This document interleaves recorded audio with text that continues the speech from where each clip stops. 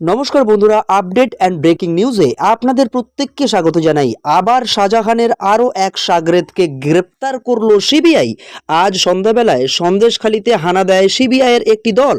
সেখান থেকে শাহজাহান মার্কেটের সরবেড়িয়া এলাকার এক প্রভাবশালী তৃণমূল নেতাকে গ্রেপ্তার করে সিবিআই। তদন্তভার হাতে নেওয়ার পর থেকে সন্দেশখালীতে বারবার গিয়েছে সিবিআই। সিবিআইয়ের ওপরে হামলার জন্য সিবিআই বারবার গিয়েছে সন্দেশখালীতে, অনেককে গ্রেপ্তারও করেছে, কিন্তু অনেকে এখনো বাকি আছে।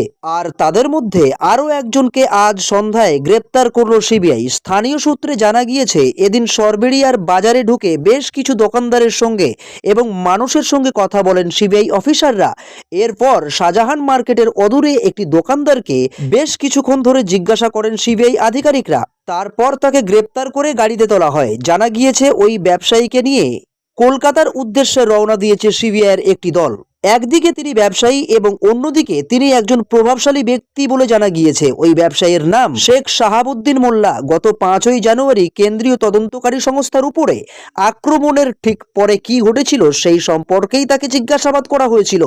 জিজ্ঞাসা করায় ইডি মামলার নেপথ্যে তিনি কেন ছিলেন সেই ব্যবসায়ীকে জিজ্ঞাসা করেছিলেন ইডি অফিসাররা। ইডিকে কেন পিটিয়েছিলেন, কেন আক্রমণ করা হয়েছিল ইডির উপরে, তারপর তাকে আটক করে কলকাতার উদ্দেশ্যে রওনা দেয় সিবিআইরা। গত 5ই জানুয়ারি থেকে সন্দেশখালীর পরিস্থিতি তোলপাড়। একের পর এক আক্রমণের ভিত্তিতে গ্রেপ্তার হচ্ছে সন্দেশখালী থেকে।